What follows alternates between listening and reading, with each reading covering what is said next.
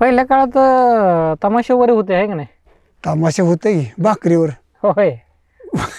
भाकरीवरच होतं. हा आता झालं भाकरी मिळत नव्हते हो. हा मग काय करायची, झालं 5 वाजल्यापासून चालू करायचा तमाशा. हा आणि मग कोणी अर्धी भाकर आणि कोणी काय आणि असं हातरायचं ती पटकार. हा मग त्यावर तमाशा चालूच. बर आणि ती भाकरी आलेलं टाकडं तुकडं हा खायचं. बर.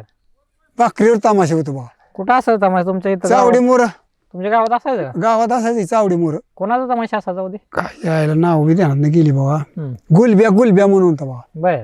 मांगाचा गुलब्या. हा गुलबा मांग. हा.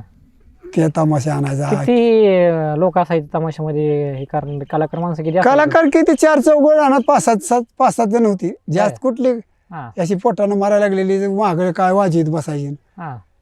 दुसरं काय कसा असायचा तमाशा? मग काय चालायचं मध्ये? काय काय असायचं?